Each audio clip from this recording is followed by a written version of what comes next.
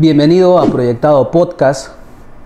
En esta oportunidad tenemos la presencia de un destacado profesional, de un destacado deportista que ha participado en muchos torneos a nivel nacional e internacional. En esta oportunidad queremos agradecer la presencia del maestro internacional Julio Ernesto Granda Zúñiga, a quien le vamos a recibir con unos calurosos aplausos. ¿Cómo está? ¿Qué tal, Alex? Qué gusto. Julio Ernesto. ¿Cómo le gusta que le llamen? Julio. Mi nombre. Julio, sí, mi nombre. ¿Cómo lo llaman en casa? Julio, sí, aunque como mi hijo también se llama Julio, Yeah. entonces curiosamente le decimos Julito, pero es grandazo, así es que típico de Camaná, ¿no? Julio papá y Típico del Perú. Julio hijo. Sí. Muy bien, quiero agradecerle primero porque está presente acá con nosotros.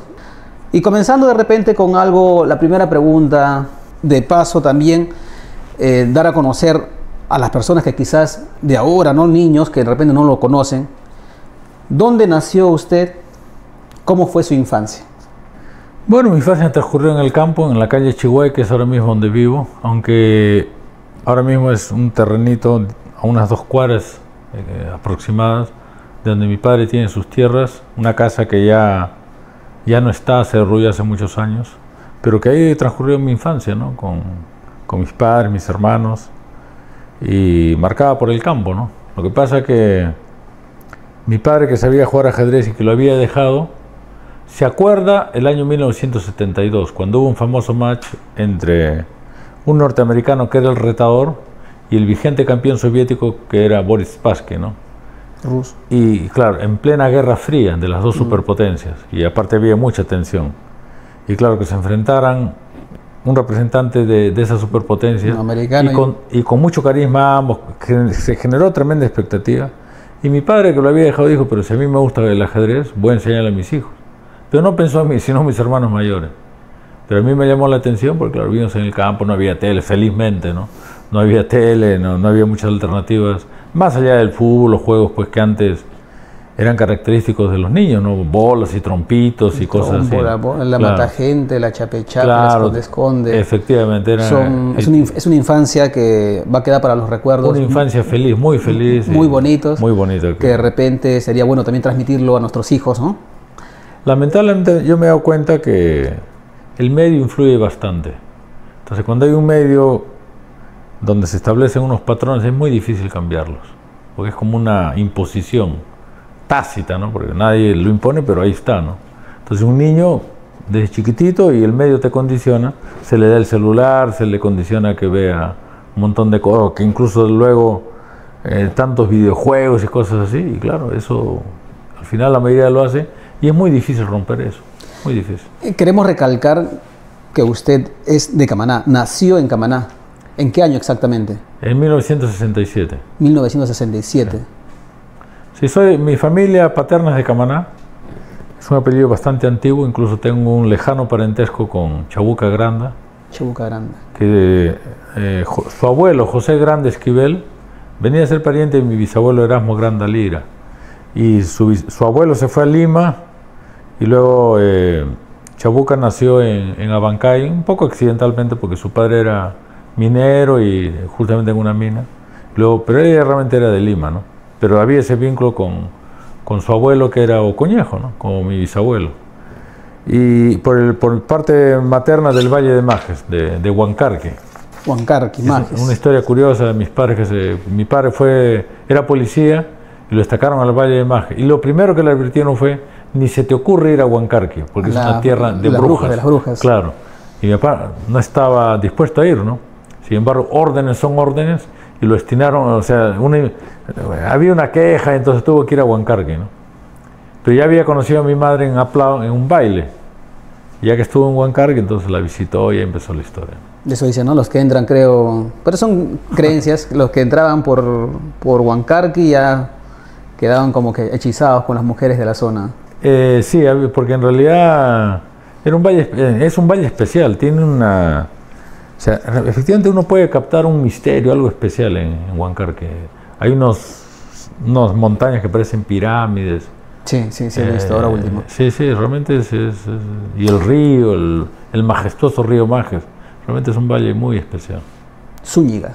Sí, justo es un apellido de los más comunes ahí en Huancarqui. Sí. Muy bien. Me contabas que tu papá, más o menos, ¿no?, a los primeros años retomó el ajedrez y quería enseñar a sus hijos, pero no estabas tú dentro de los que iba a enseñar, sino a tus hermanos mayores. Sí, y por una cuestión de suposición de él, ¿no? Porque él De los hermanos, usted es el tercero, el primer... Somos 7, pero somos 3 varones seguidos. Ah. Y yo soy el tercero, y luego ya siguen mis hermanos que son menores, ¿no? Entonces mis hermanos tenían más o menos 9, 8 años, no, 8, 7 años. Y yo tenía 5, pero cerca a cumplir 6, pero no iba al colegio, no sabía por lo tanto ni leer ni escribir. Entonces mi padre, con cierta lógica, dijo, si este niño no sabe leer ni escribir, no está apto para aprender a jugar ajedrez, ¿no? Y eso se aplica a muchas cosas, y en realidad se desperdicia esa capacidad que tienen los niños con su mente vacía para aprender un montón de cosas. A un niño enséñale un idioma de 2 a 5 años y lo va a hablar perfecto, que no cuestiona nada. Y el ajedrez también es una materia que tiene un lenguaje como las matemáticas y la música. Hay un lenguaje muy lógico. Entonces un niño que lo aprende pequeño es como... Porque yo siento que el ajedrez es una especie de lengua materna, porque lo aprendí justamente sin saber leer ni escribir. Pero claro, mi padre no sabía ese concepto y casi mis hermanos no me dejaban jugar, no querían que yo me acerque. Y mi padre casi me bota de ahí, ¿no?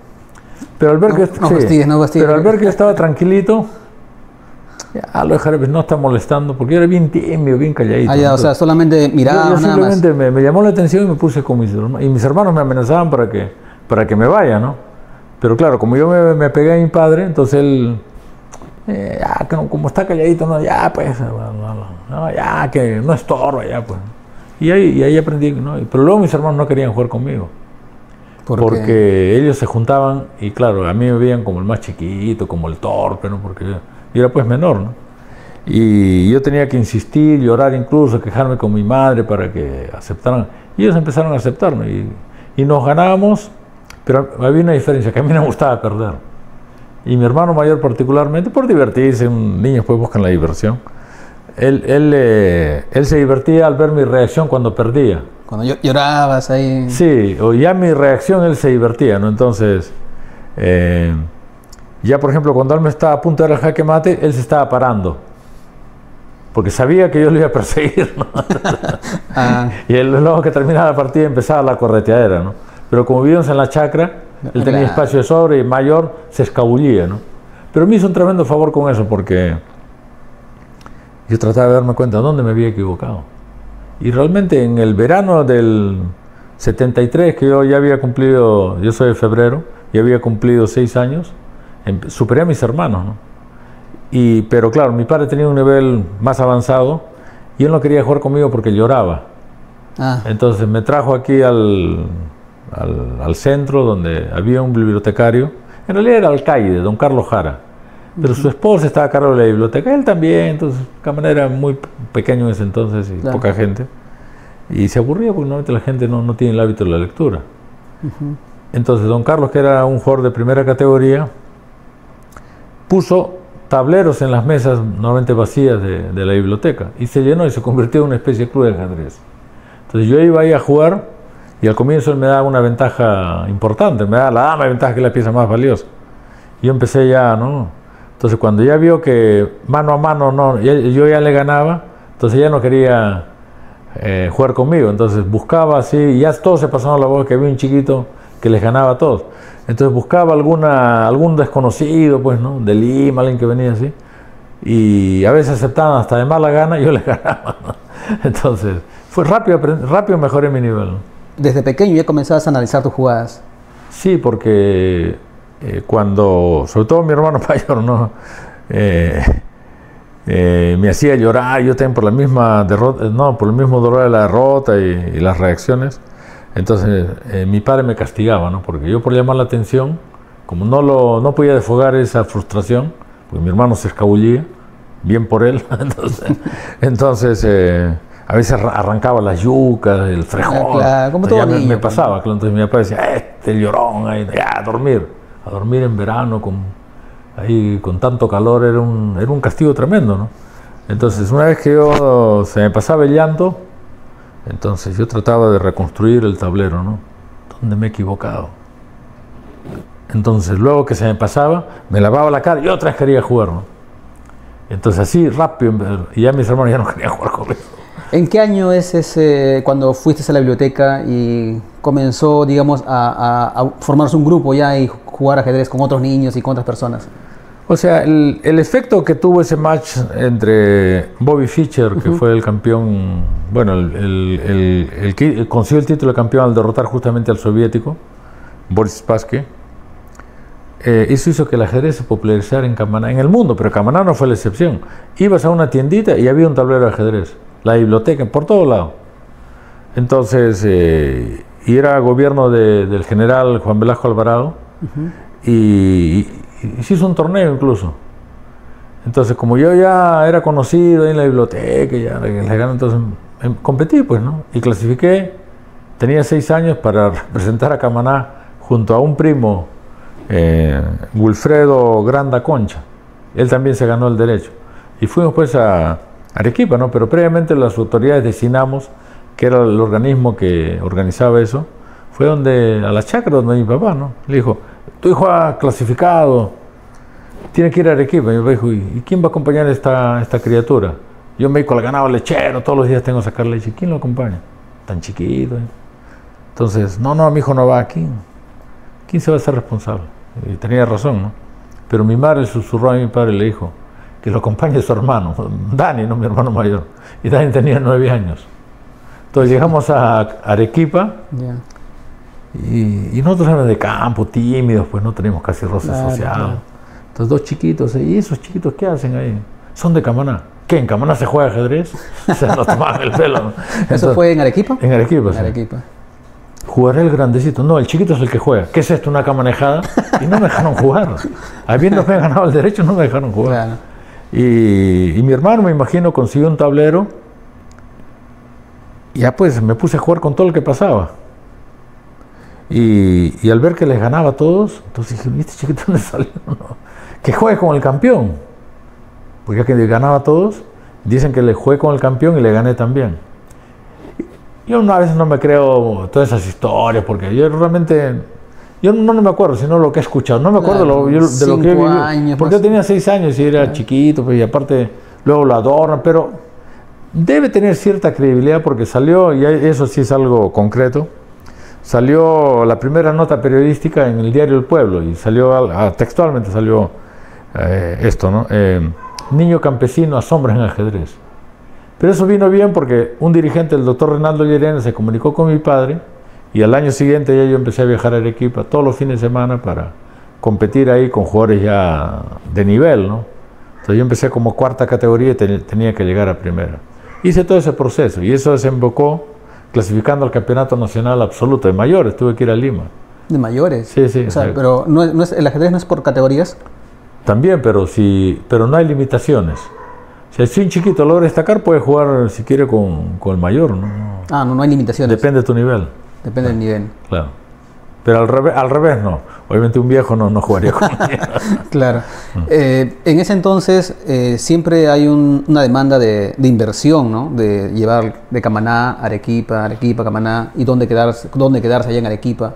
¿Cómo te cuentan? ¿Cómo fue eso? O sea, ¿apoyaban las autoridades? ¿Era un apoyo privado? ¿Tu papá te apoyaba? No, mis padres, ¿no? Incluso hubo un momento en que me imagino que hubo una crisis, porque mi padre se dedicaba a la agricultura, y la agricultura es una actividad incierta, claro, ¿no? Como la vida misma, ¿no? Claro. A veces te va bien, a veces no tanto, ¿no?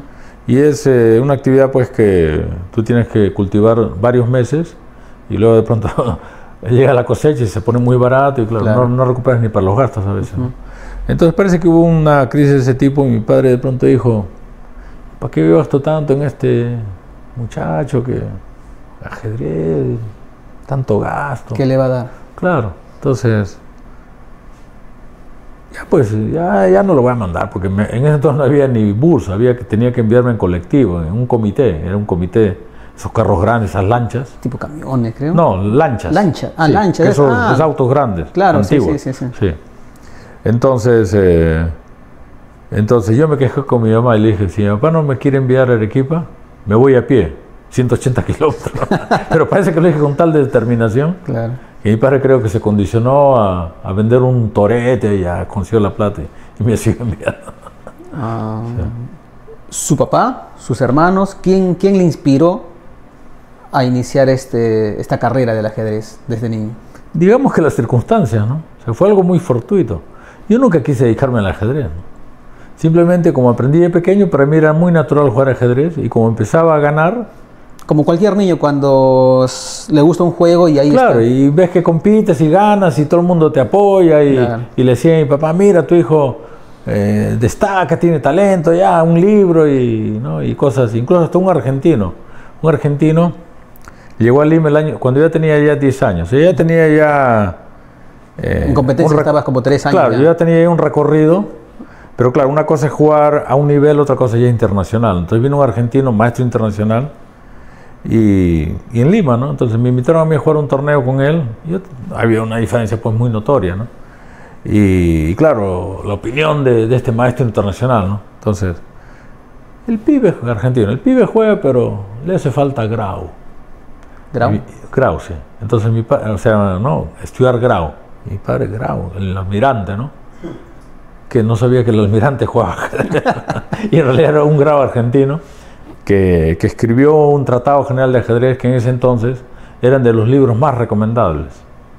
Y justamente yo necesitaba esa técnica, ¿no? Que yo no la tenía porque yo era un jugador empírico.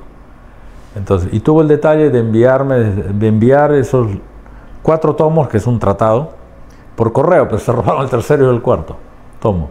Pero ya el dato era importante. Mi padre luego consiguió de un aficionado arequipeño. Ya pues, y me enseñaba luego, generalmente los fines de semana, en la chacra, ¿no? Después del almuerzo, ¿no? Pero mis hermanos iban ahí, aprovechaban porque mi padre tenía tal afición que se olvidaba de todo. Se olvidaba de todo. Él cuando estaba jugando, era curioso, ¿no? Porque cuando estaba ganando, nada le perturbaba. Pero cuando estaba perdiendo, ¡esa radio! Todo le molestaba. Comía las vacas, ¿no? O sea, desde cualquier ruido le incomodaba.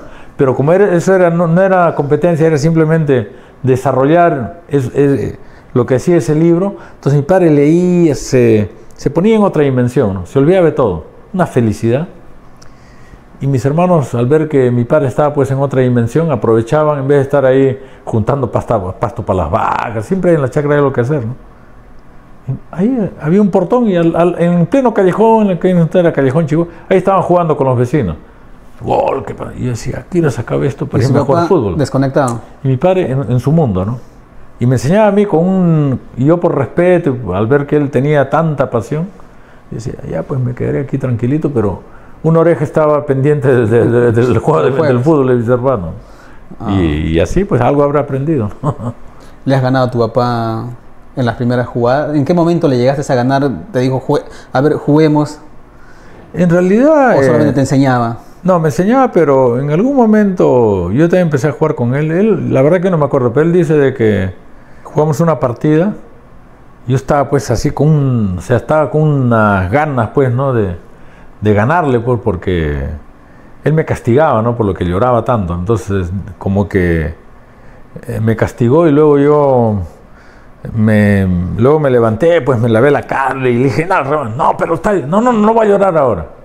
Y dice que me puse ya con tal decisión y mi padre se sorprendió porque, ¿y este muchacho de dónde sacó ese nivel como para ganarle, no?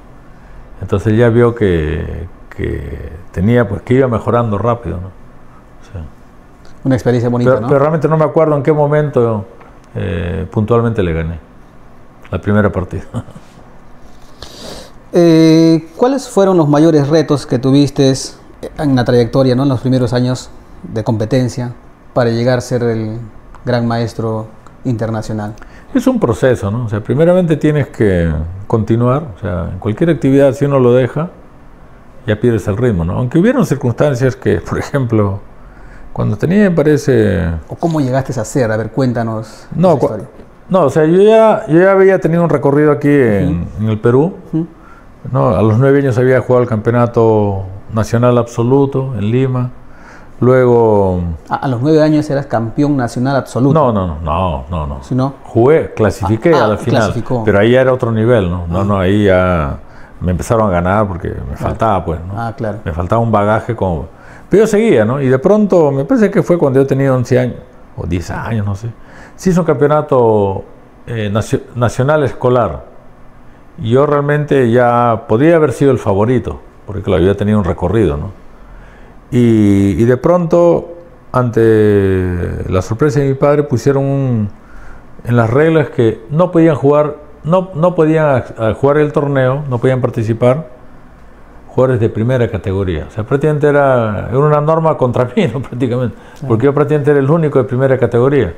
Entonces mi padre dijo, pero qué absurdo es esto, ¿no? O sea, me están castigando por tener ya un recorrido, ¿no? O sea, entonces, y luego él se quejó, incluso había un programa, Pregón Deportivo de Óscar Artacho, un periodista uruguayo, ¿no? Y mi padre, que es muy elocuente, dijo, es como si organizan una competencia de natación y participan solo los que no saben nadar. Claro. ¿No? Entonces, y claro, eso hizo de que estuviera como 2 años inactivo. Pero luego cambié una dirigencia y ya con 12 años jugué mi primer torneo internacional en Puerto Rico. En Puerto Rico. Sí. O sea, estuve ahí 2 años prácticamente inactivo, ¿no? Y mi padre estaba frustrado porque le pareció muy inadecuado, pues, o sea, más que todo, parecía como que alguien lo había hecho para perjudicarme en teoría, ¿no? Porque no me dejen jugar un campeonato. Y ya pues, cambié de dirigente, como te decía, fui a Puerto Rico, me fue relativamente bien, y al año siguiente me enviaron a México, al Mundial Infantil. ¿Pero eso ya quién financiaba? ¿Ya el gobierno? Sí, justo el 79, me parece que financió el Instituto de... ¿Qué entonces sí, era? Pero el deporte, que es ahora, ¿no? Era el INRED. INRED. Sí. Que era una copia de Cuba, ¿no? Cuba, INRED, la misma, ¿no? Porque claro, eran secuelas del gobierno del general, que era, pues, tenía un toque, digamos, izquierdista. Entonces, el 80 había ese Mundial Infantil en México. Pero el dirigente don Mario Zapata fue muy claro, le dijo a mi padre, ¿no? Don Daniel, Julio tiene que ir al Mundial Infantil donde tiene posibilidades de ganarlo. Usted no puede acompañarlo porque mi papá se dedica al ganado lechero, la chacra, claro. ¿no? Entonces, alguien tiene que acompañarlo. Yo lo voy a acompañar porque, aparte de que me llevo bien con él, era como mi abuelito, don Mario, ¿no? Era una persona muy agradable conmigo. Y aparte él siempre apostó por mí, ¿no? Él dijo, si el IPD le da el dinero a Julio, o sea, solo hay un pasaje, ¿quién me va a pagar a mí? ¿No? Fue bien claro, ¿no? Entonces mi padre vino con esa idea y lo comentaría aquí y justamente ayer lo vi, me dio mucho gusto verlo al director don Jesús Rodríguez González, popular Flaco Rodríguez. Claro. Y él tuvo una iniciativa muy bonita que organizó brigadas de estudiantes para que fueran sobre todo a los molinos, a las empresas más representativas, y se consiguió el dinero para que yo viajara, ¿no? Para ese pasaje, ¿no? Y fui efectivamente con don Mario Zapata y claro, al ganar el Mundial Infantil eso generó pues mucha alegría aquí en Camaná, ¿no? Pero ahí, o sea, los campeonatos simplemente es un campeonato internacional, ¿no? Sí. Pero sí, me imagino que hoy en día también cada vez que ganan hay como en el fútbol. No. El ajedrez es una actividad que no tiene nada que ver con el fútbol en cuanto a ni a popularidad ni en remuneraciones, ¿no? Okay. No, y menos en esa categoría es prácticamente el trofeo, ¿no? El trofeo. El trofeo y nada más, ¿no? Y bueno, y también el que se haya ganado, ¿no? Es una emoción cada triunfo. Depende, yo en realidad no estaba tan emocionado. Incluso los mexicanos estaban tan emocionados porque yo le gano a un árabe la partida decisiva y de pronto se arma un tumulto ahí, me agarran ahí y también a don Mario y nos tiran a la piscina. Y don Mario, que me acuerdo que tenía unas gafas gruesas, entonces él sabía nadar, chalaco, y bueno, yo tan camanejo aquí hay. Claro. Pero claro, yo había tenido una infancia distinta, no había aprendido a nadar en las pozas, que era lo más común. No sabía nadar, ¿no? Me estaba ahogando, ¿no? Pero ni siquiera me tiraron a las partes más profundas, sino como si me encaminaba la pampallita, ¿no? Claro. Me estaba ahogando, ¿no? Y don Mario ni cuenta se había dado, porque él salió así, y eso pasa rapidísimo, ¿no?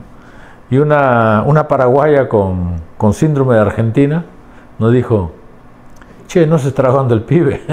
Hablaba como argentino, siendo paraguayo. Ya me sacaron, bueno, me estaba ahogando en realidad, ¿no? ¿Cómo llevaste o equilibraste esta carrera o esta afición por el ajedrez en ese momento, ¿no? O sea, de niño, con la escuela, con el colegio? ¿Cómo puedes llevar el colegio y también esa carrera que comenzaste a iniciar del ajedrez? Bueno, en realidad solo estudié parte de la primaria. Y luego no estudiaba. Un relajado absoluto, por llamarlo así. Uno tiene que ser autocrítico. Pero eran circunstancias, ¿no? Porque no recuerdo exactamente, pero me temo que cuando ya tenía 7, 8 años, yo tenía que ir los viernes, tenía que ir a Arequipa. Entonces ya solo asistía unas horas, hasta que ya luego incluso me recogí el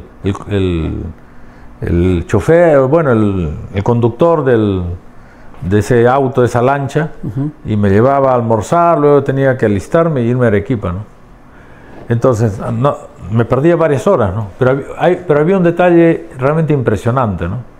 Un compañero así, Gilbert Cruz Campos, todo lo que yo no podía, obviamente porque no estaba presente, no podía copiar, él me copiaba, yo le dejaba mis cuadernos y me copiaba todo. Y el profesor Manrique, Wenceslao Manrique Luna, era bien, o sea, bien disciplinado, ¿no? O sea, nos inculcó una disciplina. Y en ese aspecto yo, pues como ya Gilbert tuvo ese desprendimiento, que eso en realidad parece de otro mundo, ¿no? Gilbert Cruz Campos. ¿Trabaja en la municipalidad? Sí. Ah, ya. Que algo tan impresionante, ¿no? Realmente alguien que haga eso ahora es casi imposible, ¿no? Pero él lo hizo, ¿no? Y lo hacía con mucho cariño y todo. Y yo pues ya como el profesor ahí, ¿no? Veía que entonces no había argumento para no estudiar, porque claro, entonces yo tenía que estudiar y más o menos ahí pues iba aprobando, ¿no? Pero ya en la secundaria ya me relajé demasiado, porque claro, ya viajaba, los profesores ya no me exigían tanto. ¿Cómo era? Pese a que siempre el director, el profesor Jesús Rodríguez, él imponía una disciplina, ¿no? En general, pero claro, yo en los estudios estaba bastante relajado. Y luego me fui a Lima para hacer el cuarto y quinto, y justo el último año, el que tenía que haber terminado la secundaria, hubo un viaje a Europa, mi primer viaje a Europa. Pero hubieron circunstancias, ¿no? De que el viaje tenía que partir con anticipación para llegar a un mundial juvenil. Claro. Y de pronto, por circunstancias burocráticas, no salió el dinero y justo fue con un entrenador. Había una empresa que, por un amigo importante, Felipe Ortiz de Ceballos, que tenía un cargo importante, él me dio una beca muy generosa, ¿no? Que incluía hasta viajes al extranjero. Pero por una cuestión burocrática no pudimos llegar a tiempo. Entonces, Lima, Nueva York, París, ese era el vuelo, ¿no? Pero ni siquiera era París, sino había que ir como cerca de la frontera con Suiza. No había buenas conexiones. Y llegamos a París, y ya según el reglamento, si tú no llegas a la primera ronda, ya pues está. Si las dos, ya prácticamente, yo recién llegaba a la tercera. Pero fuimos ya para hacer acto de presencia, ¿no? Y le ofrecen, que esto y lo otro, como diciendo, ¿no? Ya pues vienen tan lejos y me dejaron jugar, ¿no? Pero claro, yo ya no tuve buenas opciones en el torneo porque empecé pues, incluso pierdo la tercera partida. O sea, 2 perdí por walkover, como se dice aquí, por incomparecencia, y la tercera un turco me gana. Entonces con 3 ceros ya pues no tenía opciones. Entonces, y de ahí me fui a España. De ahí me fui a las Islas Baleares, la tierra de Nadal, por ahí. Luego me fui a la Federación Española, el presidente me invitó a jugar un torneo importante en un castillo medieval. ¿Castillo? Sí, en el castillo donde había pasado sus últimos años Juana la Loca. Sí. Un castillo interesante. ¿En qué país es eso? En España. España. Sí, cerca de Valladolid. Y claro, cuando regresé a Lima, hoy turista, ya está desaprobado, ¿no? Pues claro, me quedé como 3 meses más de la cuenta. ¿Y dónde terminé mi secundaria? Aquí en la nocturna, en Sebastián Barranca. Aquí. ¿Pero a qué edad? Al año siguiente. Al año siguiente. Al año siguiente, sí. Al menos te dieron esa opción. Sí, en realidad a mí no me preocupaba especialmente, pero... O sea, como que en ese entonces no era tan... Mi padre me recomendó que terminara mejor por el certificado, que en realidad nunca me sirvió de nada, ¿no? Pero más que todo era... En realidad son simbolismos, ¿no? ¿Y superior hiciste? No, porque alguna vez tuve esa disyuntiva de qué hacer con mi vida. Porque claro, cuando tiene... O sea, pero esa disyuntiva en la edad de los 15, 16, ¿de repente lo viste el ajedrez como una opción profesional a lo largo de su vida? ¿O tenías otras opciones? No. Yo simplemente jugaba por inercia, pero llegó un momento en que a nivel internacional tuve un estancamiento y no tenía resultados. Entonces, ya pues, eso fue cuando tenía 17, 18 años, ¿no? Ya me hacía mayor de edad. Y claro, ¿qué haces, no? En ese caso estudiar era complicado porque no sabía ni la tabla de periódicos, los elementos, claro, no sabía casi. En el colegio te descuidas un poco más. Bastante. Claro. No, prácticamente no estudiaba, ¿no? Prácticamente no estudiaba. Y los profesores me pasaban, o sea, súper relajado, ¿no? Pero sí, yo trataba de leer, o sea, sí tenía inquietudes. En letras más o menos me defendía, pero claro, en ciencias no tenía ni idea, ¿no? Y claro, ¿cómo iba a entrar a la universidad? Aunque en ese entonces creo que incentivaban a los mejores deportistas con becas, ¿no? para que puedan entrar, el examen, podían sortear el examen. Pero hubiera fracasado porque no tenía base, ¿no? Incluso cuando me dieron esa beca para estudiar en Lima, me pusieron en un colegio bastante competente, pero yo no tenía base, entonces me tuvieron que llevar a una gran unidad escolar donde era un relajo tremendo, ¿no? Y estudiaba el que quería, ¿no? Yo me había acostumbrado mal y no estudiaba, ¿no? Pero sí tenía inquietudes y luego 17, 18 años, ¿y qué hago con mi vida, no? O trabajar o seguir con el ajedrez, ¿no? Entonces, me acuerdo que con 18 años fui a Europa, ya había ido anteriores veces, voy y tampoco, ¿no? Algo estaba fallando, no. Entonces, al año siguiente, con 19 años, me invitan de Cuba para jugar varios torneos y conseguir tener la opción de... Porque son unos porcentajes que uno tiene que cumplir, ¿no?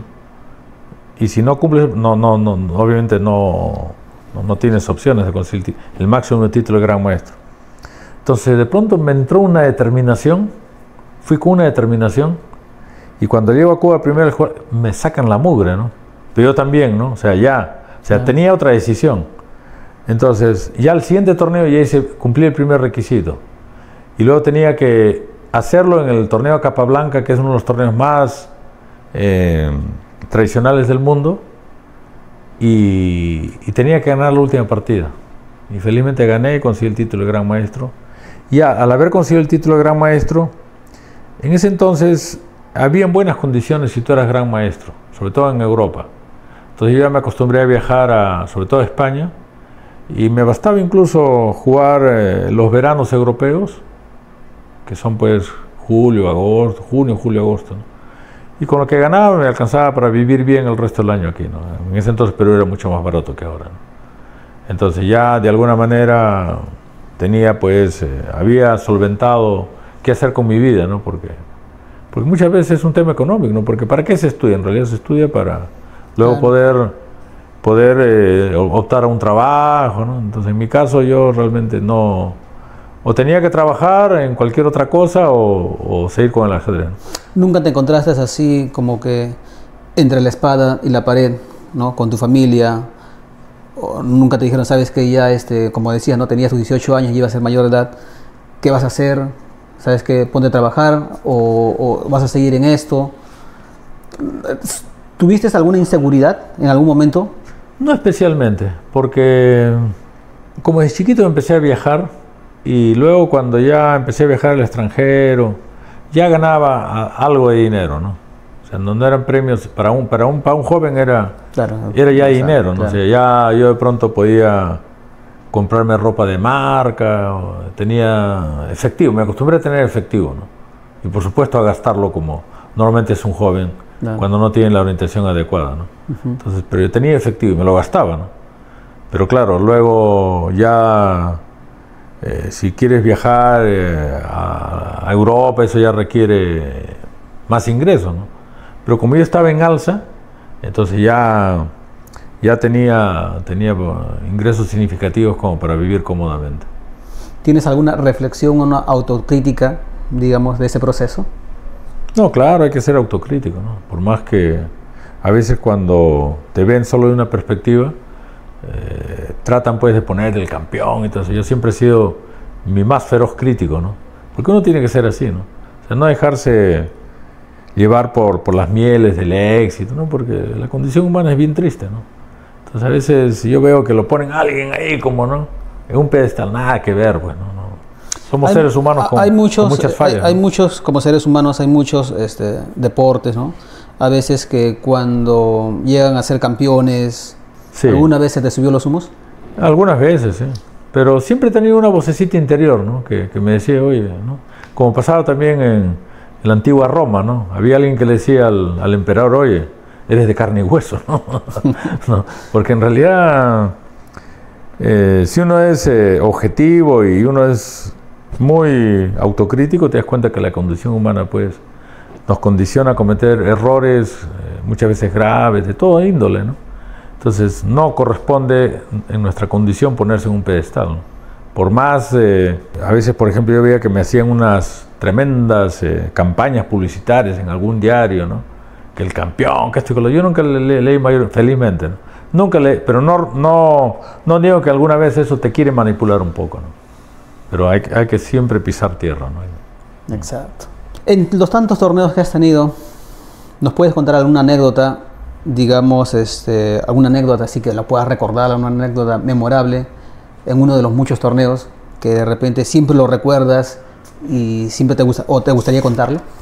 Bueno, hay muchas anécdotas, ¿no? Pero a veces eso como que tienes que acordarte en ese momento. Ahora mismo lo primero que se me ha venido al pensamiento, justamente en mi primer viaje a Europa, que fue a Francia, el Mundial Juvenil, donde no fue bien.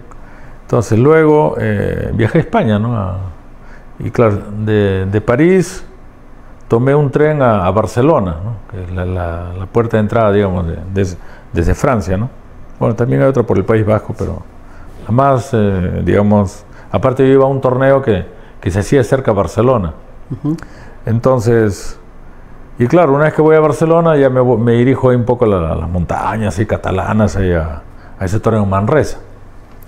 Pero tenía muy poco dinero, porque como es un joven, ¿no? Entonces, y claro, el torneo tenía premios, pero yo tenía poco dinero, ¿no? Y justo iba con un amigo ecuatoriano. Entonces, le diera pues alojarnos en el hotel más barato posible, ¿no? Una pensión ahí que tenía para prender interruptor, sí, un interruptor que era en el cuarto piso, quinto piso. Ya a mitad del camino ya tenía que estar ahí a tienda, porque claro, era un hotel que se ahorraba todo, ¿no? Y luego para comer, vimos ahí un lugar que decía buffet, ¿no? Coma todo por 450 pesetas. Entonces el ecuatoriano, que era bien así voluminoso, y yo tenía un apetito tremendo, dije, caramba, comemos una sola vez al día. Pero como era buffet, empezamos pues a comer, pues entonces al comienzo, qué bien muchachos sudamericanos, ¿de dónde sois? Y así, ¿no? Todos muy amables los españoles, ¿no? Pero al ver que íbamos todos los días y arrasamos con todo, tenéis mucho apetito. Y de pronto al otro día, no podéis dejar nada, o sea, no podía dejar ni un arroz porque con nosotros estaban perdiendo olímpicamente, ¿no? Tanto así que era en el primer piso y había unas escaleras y casi para bajar parecía que rodábamos de todo lo que habíamos comido, ¿no? Y había un paseo, una fuente, ahí nos sentamos ahí como media hora hasta que pase un poquito. Pero es que nosotros aquí en Camaná estamos acostumbrados pues a comer bien. No, claro, y eso nos convenía porque un menú valía hasta más y te daban pues 2 platitos, ¿no? En cambio ahí comías todo lo que querías, ¿no? Barra libre, buffet. Y claro, ellos no podían echarnos porque decían, no, coma todo lo que quiera por 4.000. Ah, sí, pues, ¿qué les podrías de repente decir a los jóvenes de Camaná, del Perú, que están iniciando en este deporte del ajedrez, que es muy poco reconocido? ¿Qué les podrías recomendar? ¿Qué les podrías sugerir? Sí, en realidad el ajedrez, para empezar, hay mucha, a veces como que lo minimizan o no le dan la valía necesaria, porque como deporte, ¿no? ¿Por qué? Porque normalmente bueno, casi todos los deportes son físicos, ¿no? Entonces el ajedrez ahí, ¿no? Y moviendo el caballo, la torre, sin embargo tiene un desgaste tremendo. Desgaste mental. Cuando tú juegas una partida, luego te da un apetito, y incluso ha habido casos donde uno baja de peso por la misma tensión de la partida. Entonces es una actividad que realmente demanda bastante, ¿no? Porque es energía mental que tienes que utilizar, ¿no?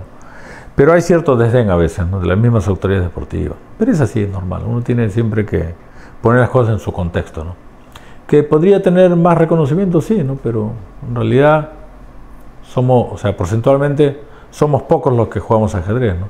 El fútbol, otros deportes son mucho más populares, ¿no?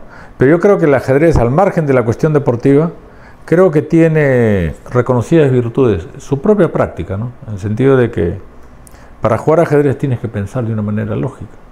Entonces, ese ejercicio mental realmente hace bien, y por eso es que es un juego tan recomendable. Y tiene una historia, pues, de 1500 años de historia documentado. Entonces es un juego que incluso a lo largo de la historia, grandes personas, por ejemplo Napoleón, incluso la última etapa de Napoleón fue confinado en la isla de Santa Elena, una isla ahí remota y frente a las costas de África. Y él pudo aliviar de alguna manera la última etapa de su vida con el ajedrez. Le gustaba el ajedrez a Napoleón. Einstein también jugaba ajedrez, gran aficionado, era amigo del segundo campeón mundial de ajedrez, Emanuel Lasker. Y así grandes personalidades les ha gustado el ajedrez, y en realidad yo creo que no hay que enfocarse, obviamente si hay un talento, el talento te va a abrir campo, ¿no? El Perú está bastante limitado porque no hay un medio donde se puede desarrollar, pero aún así siempre hay posibilidades que sí es un súper talento, ¿no? Pero al margen de eso, yo más lo veo en lo positivo que puede ser esa práctica, justamente porque aparte de que te condiciona a pensar de una manera lógica, te desarrolla inquietudes, ¿no? Es curioso, pero yo mismo analizo mi vida, ¿no? En la chacra ahí, ¿no? Sin embargo, iba a Arequipa, conocía gente, conocía al papá del doctor Renaldo Llerena, que era ya una persona de edad, ¿no? Sin embargo, tenía su piano, yo no toco piano, ¿no? Pero al menos tuve inquietud por leer, por hacer algo que realmente en el campo era impensable. ¿Quién iba a leer en la chacra? ¿Tienes algún otro deporte favorito? Sí, el fútbol y el tenis. El tenis y el fútbol. Sí. Sí, ahora no está... el tenis creo que no, en Camaná no lo has... Felizmente hay una cancha ahora. Acá pues en la que lleva su nombre, o en otro lado. No. Es una cancha privada, y hay que reconocer ahí a Willy Pulch. Puch. Que ha tenido ese detalle de hacer una cancha ahí en Barra Brava. En Barra Brava. Sí. En Barra Brava. Sí. ¿Qué opinas de Coliseo Julio Ernesto Granda, que lleva su nombre y fue hecho en honor, o inaugurado, o puesto el nombre en honor a usted? Bueno, nunca le doy mayor importancia a esas cosas. Incluso alguna vez me acuerdo que yo jugaba en un grupo ahí que nos reuníamos en el Salvador Lindley, en esa canchita, para jugar fulbito. No sé qué había, que no se podía jugar. Entonces fuimos al Coliseo, ¿no? Y de pronto estaba cerrado, ¿no? Entonces dijeron, pues si lleva tu nombre, tiene que... Pero no, era una anécdota. Ya, pero creo que está medio abandonado, creo que está ahí deteriorado. Sí, está muy abandonado. Ese es un problema, lamentablemente, del aparato estatal. Cuando hay cualquier edificio, cualquier campo deportivo, no hay ese rigor, pues, que tiene el dueño, ¿no? Si yo soy dueño de algo, yo obviamente veo que tenga rentabilidad, ¿no? Pero eso, como es del Estado, ¿no? No tiene el mantenimiento apropiado, se va malogrando todo y al final queda así pues muy deteriorado, ¿no? Es un problema en todos lados, pero aquí con toda la corrupción, los problemas que tenemos, peor todavía, ¿no? Entonces, ¿Hay algún ajedrecista camanejo, peruano, que de repente merece destacarlo, apoyarlo? ¿Conoces? Bueno, ¿algún talento en especial? Ahora mismo no me suena un súper talento, pero Perú es reconocido justamente por tener un talento especial por el ajedrez, ¿no? O sea, incluso ha trascendido, porque claro, por ejemplo, la India ahora mismo es una potencia en ajedrez, pero claro, la India, sí, pero en la India, pese a que uno a veces lo relaciona un país pobre, porque es el país más poblado del mundo, y efectivamente hay millones de gente que vive en la calle, pero también hay mucha gente que tiene dinero y hay empresas potentes, y la India es un país tecnológicamente muy desarrollado. Entonces, y ha tenido un gran campeón, Viswanathan Anand, y entonces eso ha creado una tremenda afición por el ajedrez. Y aquí en Perú, pero claro, hay ahí otra estructura, ¿no? Y aparte se hacen torneos, es distinto. En cambio en el Perú, dicen, ¿y por qué en Perú destacan en el ajedrez? Deberían estar bien organizados, nada que ver, ¿no? Porque somos un país muy informal. Sin embargo, es como un tema de estudio, ¿por qué Perú destaca en ajedrez? Pero sin embargo no se le da la debida importancia, no hay mayor inversión. Pero aún así tenemos un nivel importante dentro del contexto hispanoamericano, latinoamericano. Después de que lograste el título de gran maestro internacional. Primero, antes había maestro nacional, ¿no? En cambio luego ahora ya ese título prácticamente ya como que ha desaparecido. Entonces, los 3 títulos internacionales son maestro FIDE, maestro internacional y gran maestro, que es el último escalafón, por ponerlo así, ¿no? Pero también hay un puntaje matemático que se llama ELO, que es un puntaje exacto, ¿no? Por ejemplo, tú juegas un torneo y de acuerdo a los participantes con los que te has enfrentado, hay un promedio. Entonces, si tú, con tu puntaje, haces ese promedio, ni pierdes ni ganas. Haces más, ganas. Haces menos, pierdes. Entonces se va regulando de acuerdo a tu rendimiento. Entonces ese puntaje te permite estar pues en una ubicación relativa a nivel mundial o donde sea, ¿no?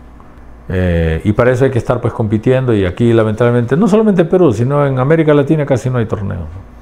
La competencia está en Europa y en Asia, ahora mismo. ¿Has pensado alguna vez en la posibilidad de impulsar el ajedrez aquí en tu tierra natal? Alguna vez, pero tradicionalmente, y eso se entiende porque es así, el país es así, siempre ha habido la idea, pero nunca se ha concretado. O sea, no ha habido la decisión, digamos, firme de apoyar el ajedrez de una manera más allá de la intención, ¿no? Y claro, no hay ni siquiera un lugar donde los niños, jóvenes pueden jugar ajedrez. Incluso, yo recuerdo, ¿no? Hace algunos años se hacía un campeonato de ajedrez utilizando la biblioteca municipal. Creo que ya desapareció la biblioteca, porque nadie lee, ahora con internet ya ha cambiado, ¿no? Pero ahí se aprovechaba ese local para que sobre todo los niños jueguen ahí, ¿no? Entonces tengo una imagen de una niña que le gustaba mucho y que tenía un talento así, que se había acostumbrado a jugar pues mientras estaba la competencia, ¿no? Pero una vez que terminó, obviamente ya no se permitía jugar, incluso a veces la biblioteca lo utilizaban para otras cosas. Entonces la niña estaba ahí asomada a los ventanales, y ahí con una expresión como diciendo, quiero jugar y no puedo porque ya no permiten, ¿no? Entonces es triste un poco, ¿no? Pero así es la realidad, ¿no? Triste que no haya un local siquiera donde porque el ajedrez en realidad no requiere mayor inversión, ¿no? Pero claro, al menos un local, ¿no? Pero nunca ha habido esa decisión. La intención, todo, pero no se concreta, ¿no? Porque es así, ¿no? O sea, tendría que haber una persona que le guste, que tenga pronto otra perspectiva, ¿no? Pero no. Yo tantos años ya... Por mi parte, también debo ser autocrítico, ¿no? He podido hacerlo, pero no sé, no descarto la posibilidad que en algún momento pueda hacerlo. Es que a veces no solamente es un tema personal, ¿no? También a veces es un tema político de repente. que las autoridades, digamos, destinen a un presupuesto, hablando de repente desde las autoridades nacionales, ¿no? Claro, regionales, claro, sí. Entonces, para ese tipo de deporte. O sea, tienen la idea, pero luego cuando se trata de soltar un presupuesto, como que ven que no están dispuestos a hacerlo, lo que sea, que no lo hacen. En realidad, si quieren hacerlo, lo harían, ¿no? Pero siempre buscan un argumento en el contexto actual, ¿no? Porque en realidad, si nosotros vemos la realidad, pues a veces, por ejemplo, contratan a un grupo, ¿no? musical que gastan un montón de plata, ¿no? Pero en algo que, y aparte como el ajedrez no es mayoritario, no hay, o sea, el ajedrez va a ser muy difícil que haya una multitud que lo juegue, ¿no? Entonces irán para... Pero en realidad, a veces uno puede pensar, un niño que juega ajedrez y que de pronto, por las virtudes del propio juego, puede luego tener un mejor comportamiento, lo que sea, y ya está, con eso ya está pagado sobradamente, ¿no? Pero no se ve así, ¿no? Si no hubieras sido ajedrecista, o alguna vez te has puesto a pensar, lo dejo el ajedrez, me voy a dedicar a tal cosa, ¿has pensado de repente en algún momento de su juventud, de su adolescencia, dejar el ajedrez y dedicarte a otra cosa? ¿O ahora reflexionas y dices, no, me hubiera dedicado a otra carrera? No, yo creo que más bien tuve buenas oportunidades de destacar mucho más en el ajedrez y no tuve esa decisión, ¿no? Lamentablemente un joven pues se va a veces por lo más fácil, ¿no? Yo tenía que haberme quedado en Europa y haberme imbuido de una disciplina y de una determinación de querer incluso ser campeón mundial, y eso implicaba pues estudiar el ajedrez de una manera científica. El ajedrez por eso se llama juego de ciencia, ¿no? Pero nunca lo vi así como algo de estudiar. O sea, tenía tal facilidad para jugar que sentía que no necesitaba. Pero claro, cuando te enfrentabas a los mejores del mundo, ahí sentías que te hacía falta esa preparación, ¿no? Pero sí se necesita estudiar para... Sí, claro, por supuesto. Y ahora más todavía, porque ya las computadoras están dominando. Si ahora mismo el número 1 del mundo jugara con la computadora, no tiene ninguna opción. Sería vapuleado tremendamente. ¿Qué opinas de la inteligencia artificial? Es prácticamente un monstruo que ya se ha metido y que hay que tener cuidado que no nos termine devorando, ¿no? ¿En el ajedrez? En el ajedrez ya dependemos de ese monstruo. O sea, ahora las partidas o inclusive las clases, todo se da por internet, ¿no? Ahora todos los juegos por ajedrez puedes elegir los usuarios, y hay usuarios de diferentes partes del mundo que están en el mismo aplicativo y pueden hacer los torneos y jugar. Sí, justamente es la actividad que me dedico, ¿no? O sea, ya después de haber estado compitiendo internacionalmente como 40 años, ya al haberme devuelto al Perú ya era complicado seguir en la competencia, ¿no? Entonces, mi actividad ahora es la enseñanza por internet. Tengo mi academia virtual y me dedico a ello. Ah, tienes una academia virtual, sí, y se dedica a la docencia, a enseñar por internet. Por internet. Sí. Y claro, puedo captar alumnos, la mayoría son peruanos, pero también algunos de otros países hispanoamericanos.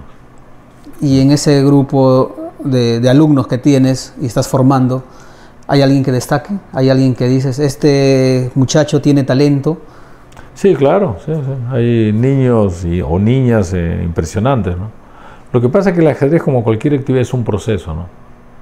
Y el medio no ayuda. Entonces el ajedrez es barato en cuanto a la difusión, pero se encarece notablemente por los viajes y todo lo que implica. Porque claro, si quieres viajar al extranjero, pues un niño tiene que ir con un acompañante, avión, hotel, esto sale muy caro. Y hoy en día es un poco más complicado eso, ¿no? O sea, de repente en los años que tenías, en los 7 años, antes no había mucha delincuencia, mucho peligro. Creo que antes éramos un poquito más confiados. Sí, eran otros tiempos. Hoy en día no creo que permita, ¿no?, que un niño de 7, 8, 10 años vaya y viaje así por así a cualquier otro lugar fuera del país. Sí. Eso debe ser una limitación. Sí. No, pero básicamente es un tema económico, ¿no? Tema económico. Porque no... O sea, los padres incluso a veces no tienen los recursos y tienen que estar ahí buscándolos de una manera u otra para para que sus hijos viajen, ¿no? ¿Y el Estado y el gobierno o el Instituto Peruano de Deporte tampoco entra No, talla ya? ha mejorado. En realidad, o sea, yo que tengo tantos años en el ajedrez y está ligado al deporte porque es una competencia, al comienzo pues casi no había apoyo, ¿no? O sea, había muy poco dinero. Y luego se fue incrementando los presupuestos y hay viajes, incluso de una delegación que el IPD los asume, ¿no? O sea que hay más dinero, pero también la competencia es mayor, ¿no? Incursionaste en política una vez. ¿Tienes alguna autocrítica, alguna anécdota de eso? Bueno, más que autocrítica, que la hay también porque creo que no tenía que haber sido candidato. Yo fui bastante claro al comienzo, ¿no? Lo que pensaba, ¿no? Les dije a quienes me ofrecieron, para empezar, no estoy preparado. Porque en realidad, eso fue el año 98, yo tenía 31 años, me dedicaba al ajedrez, incluso tenía un patrocinio privado que me condicionaba obviamente a dedicarme al ajedrez. Y de pronto me ofrecen, ¿no? Entonces me pareció que no correspondía, ¿no? Pero los seres humanos somos muy frágiles por si te manipula la vanidad. Entonces de pronto sí hay una serie de circunstancias que me indujeron a aceptar, sabiendo yo que no estaba preparado, ¿no? Porque yo en ese entonces vivía en una burbuja. Yo siempre viví una vida distinta desde pequeño, ¿no? Porque por el ajedrez tenía que viajar a Arequipa, una familia numerosa de 7 hermanos, mi madre a escondidas, pobrecita, me tenía que dar comida escondida, ¿no? Porque no había para todos, ¿no? Tenía que comprarme a mí la ropa porque, claro, yo tenía que viajar, ¿no? Y eso genera, pues, a veces... Mis hermanos fueron bastante generosos, pero de todas maneras no es lo ideal, ¿no? Entonces mi vida fue distinta, ¿no?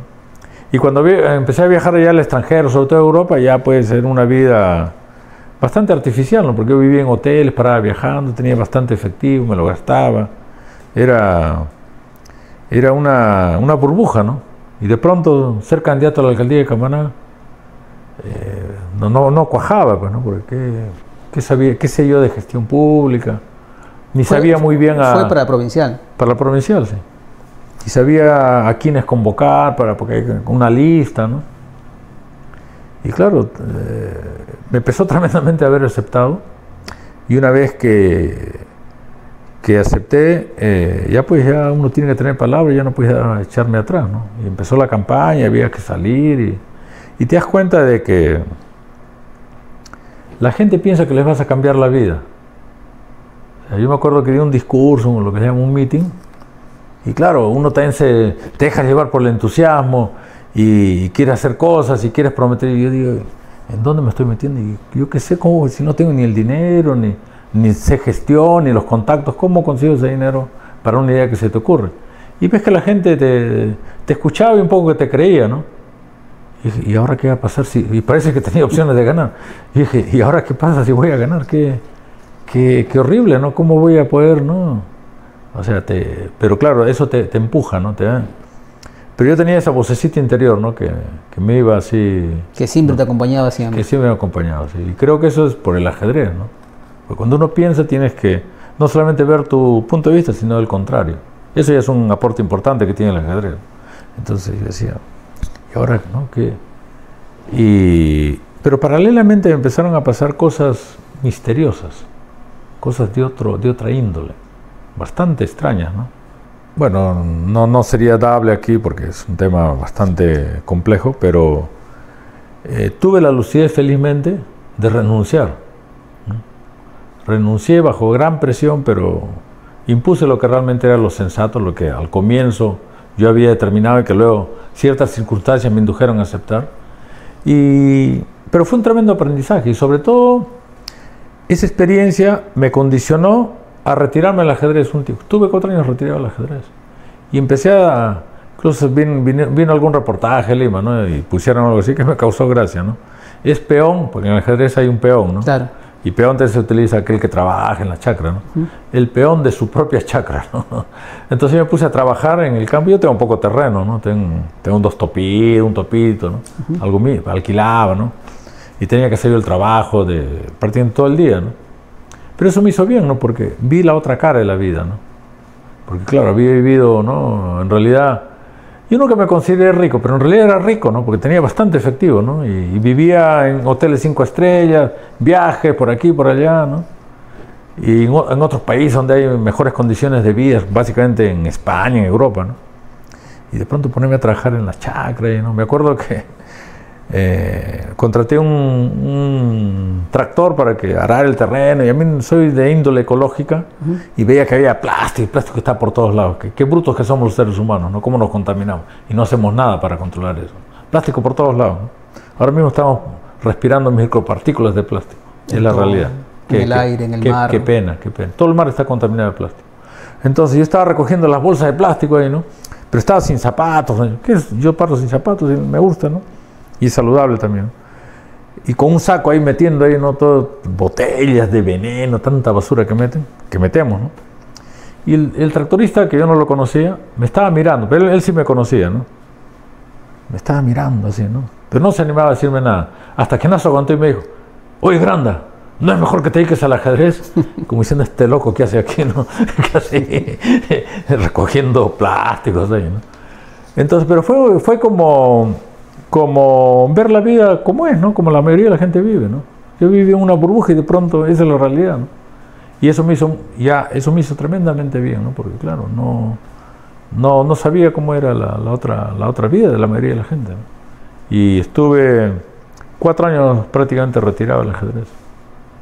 4 años, del 98 al 2002. De ahí regresaste y me enteré de ahí regresé por un tema económico, porque obviamente como agricultor, así, tuve una doble cosa, cometí muchos errores en un cultivo de cebolla, y encima estuvo baratísima, entonces ruina total, ¿no? Entonces no me gusta estar debiendo, y de pronto el presidente de la federación me dice, oye Julio, queremos que juegues el campeonato nacional, te vamos a dar un incentivo económico que normalmente no se da, y había un premio así expectante, y 4 años habían pasado, y curiosamente no me afectó nada. Voy a Lima, gané el torneo con porcentajes parecidos a los anteriores campeonatos nacionales que había ganado, y eso implicaba clasificar también a las Olimpiadas que se hacían en Europa, y volví al ruedo, ¿no? Porque yo en esos 4 años yo tenía claro que no iba a volver a competir, pero la vida es así incierta, ¿no? Y se dieron las circunstancias, y por ese tema que debía, yo dije ya, ¿no? Saldo mis deudas y luego ya veo, y de pronto ya entraste otra vez. Ya. ¿Es como un vicio? No es un vicio, sino hay que... El ajedrez es... O sea, yo a veces no asimilaba adecuadamente que era mi actividad, ¿no? Parte de mi vida ineludible, y que también me acostumbré a vivir del ajedrez, ¿no?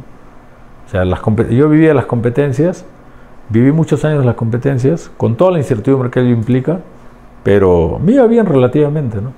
Hasta que ya...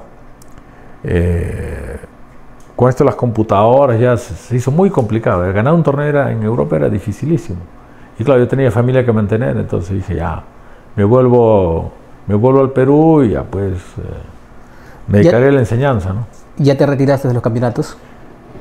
Curiosamente, ha pasado lo curioso, uno tiene que tomarlo deportivamente, ¿no? O sea, cuando yo me volví, yo era número 2 del Perú, porque claro, había sido 30 años seguidos número 1, pero claro, ya también pesan los años, mi sistema nervioso se había gastado por esa presión, y de pronto, me imagino que es por el nivel medio que ha subido mucho, no pueden mantener ese nivel, y yo sin haber jugado, solo jugué un torneo en Lima que lo gané hace 2 años, y de pronto vuelvo a ser número 1 del Perú, y no solo un número del Perú, sino también número 1 de Latinoamérica.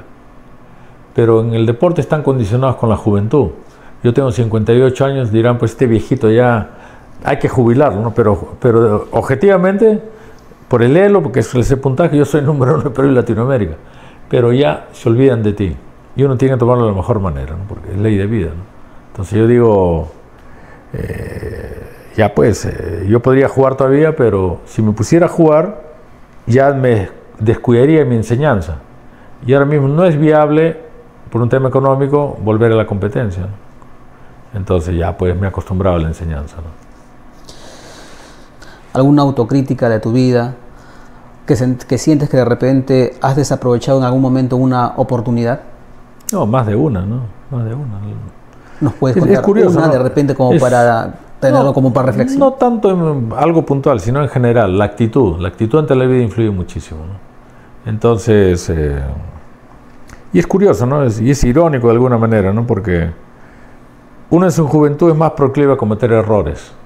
Pero un tema muy importante es reconocerlos.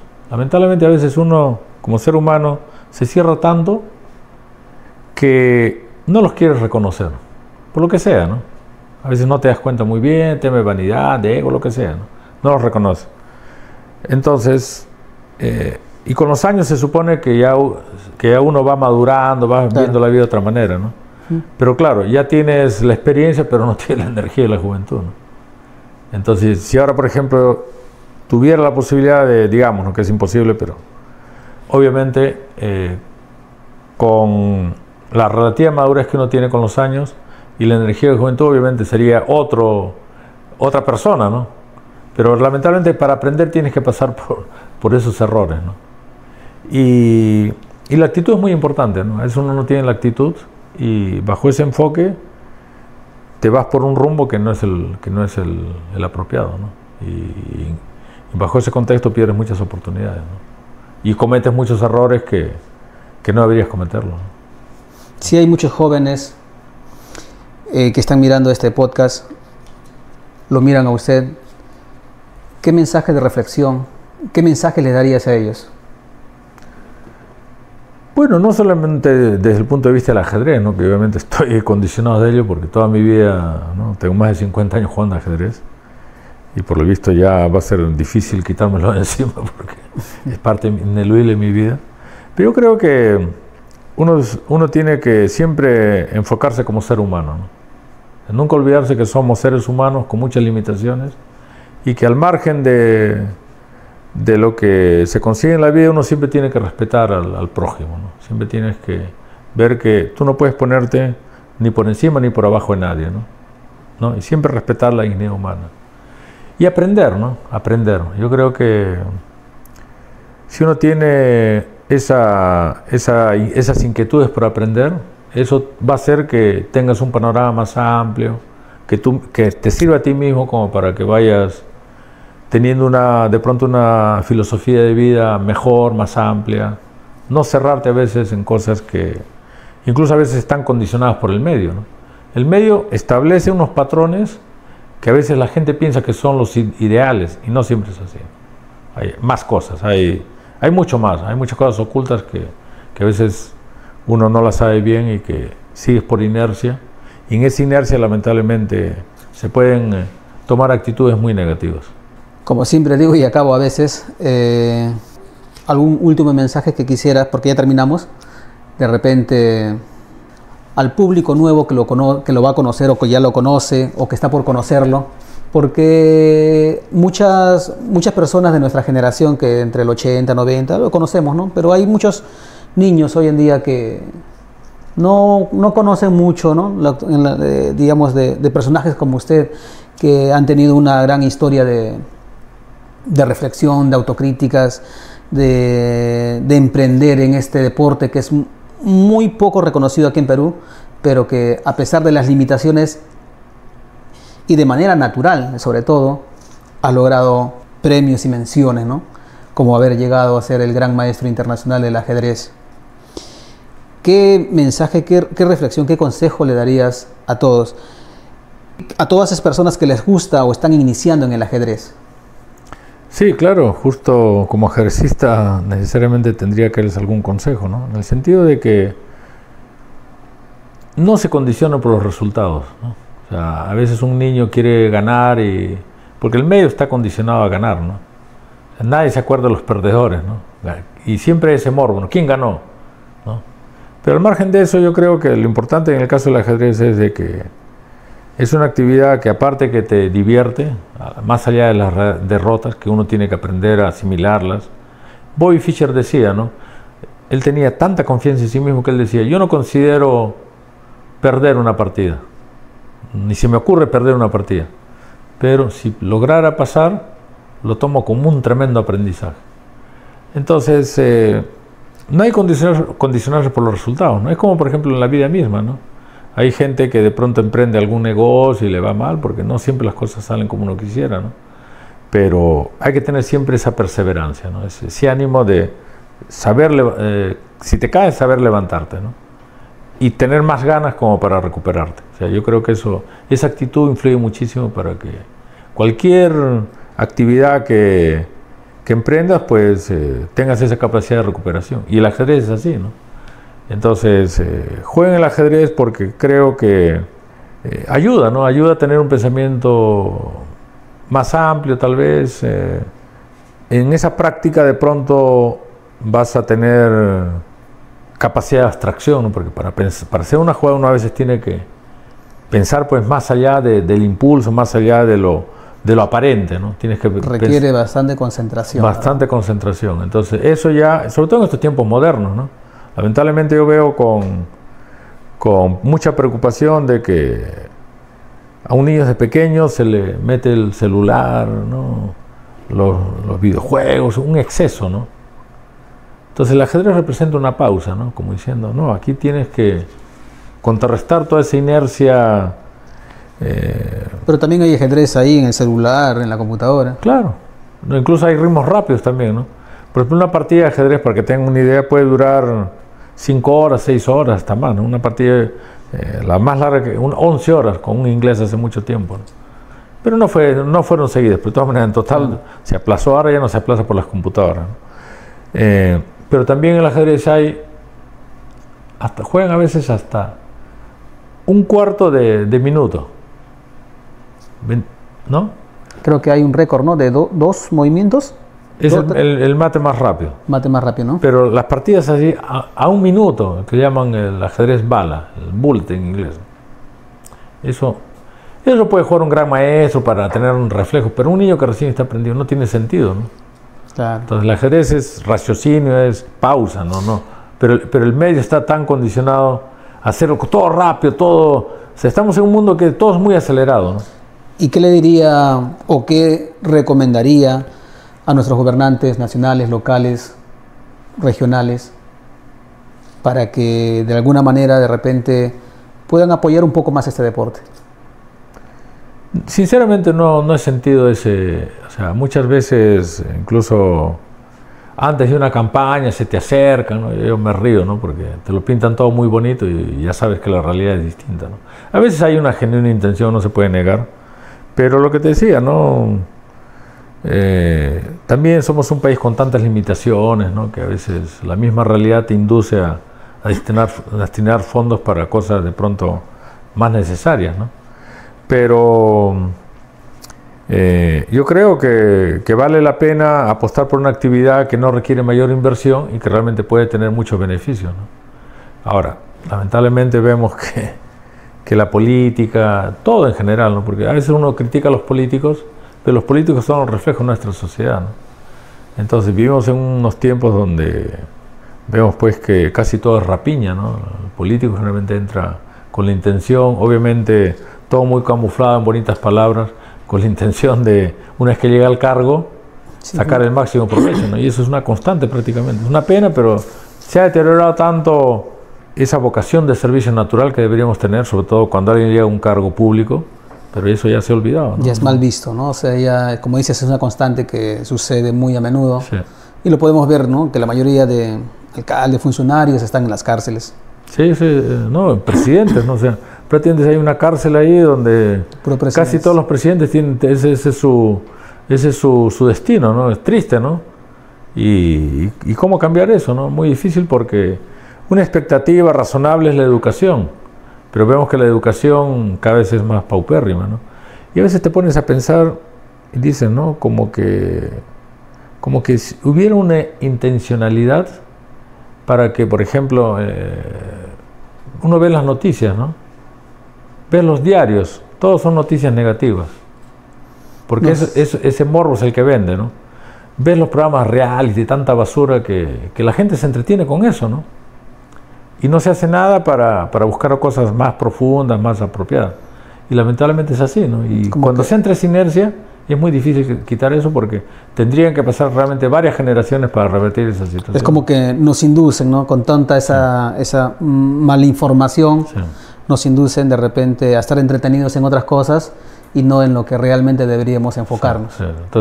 Entonces ya son tantas cosas que ya a mí me cuesta creer, ¿no? Porque yo creo que tengo un pensamiento más lógico y no se me ocurre hacer esas tonterías, ¿no? Pero sin embargo ves que como que hay esa intencionalidad que hacía referencia. Aparte que usted ha viajado por diferentes partes del mundo y las realidades también son diferentes, ¿no?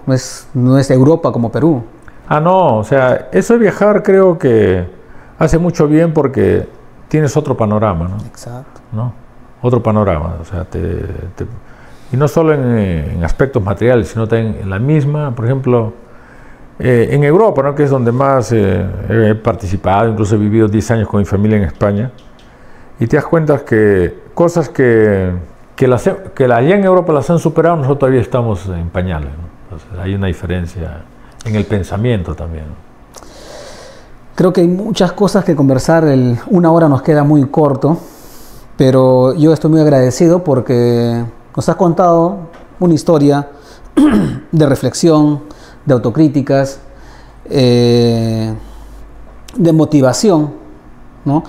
Y como siempre lo he entendido, ¿no? O sea, de repente de una manera natural has aprendido el ajedrez, tus padres de alguna manera también te han apoyado, y así todo ha ido fluyendo hasta que llegaste a ocupar grandes menciones a nivel mundial en el deporte. Sí, se dieron en realidad una serie de circunstancias favorables desde muy pequeño, ¿no? Y yo sin haber querido dedicarme exclusivamente al ajedrez, de pronto llegaron ciertos resultados, pero con la sensación que podían haber sido mejores si realmente me hubiera dedicado de una manera más seria, más profesional, ¿no? Pero como te digo, esa es la ironía de la vida, ¿no? Te das cuenta de pronto cuando ya... Pero uno tiene que ser consciente de tus errores, tampoco... O sea, ya no se puede hacer nada, ya no puedes lamentar, obviamente claro, reconocerlos y si eso te puede servir para exponerlos, como ahora de alguna manera estoy haciendo, y que los jóvenes, los niños que vean de que la vida pues es un desafío y uno siempre tiene que tener una buena actitud para... Y el tiempo que pasa no se puede retroceder tampoco. No se puede, imposible. Entonces hay que aprender, ¿no? Hay que aprender y tener esa autocrítica también para reconocer los errores, ¿no? Porque hay una sutileza muy importante, ¿no? Hay gente que por más que sus errores sean evidentes, no los reconoce, ¿no? ¿Qué diferencia, no? Entonces siempre va a incurrir, obviamente los enmascara, los pone de cualquier manera. Pero si uno reconoce los errores, es lo básico como para superarte como ser humano, porque al final eso es lo que uno tiene que buscar, o sea, tratar de ser mejores seres humanos, ¿no? Y en el ajedrez lo recuerdas a cada momento. Sí, porque te obliga, ¿no? Te obliga el ajedrez a reconocer tus errores. Claro, porque si uno no reconoce tus errores, el ajedrez lamentablemente también puede desarrollar mucho ego, porque es un juego, cuando pierdes una partida tienes que reconocer que tú eres el responsable. No hay azar, no hay suerte. Entonces, y ves que el otro te ha superado. Y eso te afecta, porque claro, el ego te condiciona, ¿no? Y este hombre te ha ganado y a veces uno ni cuenta te das cómo te ha ganado, te ha superado, ¿no? Pero tienes que ser algo en que el otro tiene el mérito de haberte superado, ¿no? No por eso tienes que sentirte abatido, obviamente no puedes ser indiferente a la derrota, pero... Es así, siempre hay niveles en cualquier actividad, ¿no? Entonces uno tiene que tener esa humildad para saber de que el otro te ha superado, que es su mérito, pero que eso te puede servir también a ti de acicate. Yo me acuerdo que había un ruso que siempre me ganaba, ¿no? De cualquier manera, y hasta que un día dije, no puede ser que siempre me gane, ¿no? Entonces lo estudié y de pronto le gané y me quedé tan contento, ¿no? Muy bien, ha estado con nosotros presentes en este podcast, de Proyectado Podcast, el gran maestro internacional Julio Ernesto Granda Zúñiga. Queremos agradecer la presencia, el habernos contado su historia de vida, sus anécdotas, sus autocríticas y sus reflexiones. Vamos a estar más adelante con otros invitados más en tu podcast de Proyectado Podcast. Así es que los saludamos y nos despedimos. Ya, qué gusto. Señor Julio Ernesto Granda. A toda la gente que nos pueda ver. Muchas gracias por todo, muchas gracias por su presencia y será hasta de repente hasta una próxima. Encantado de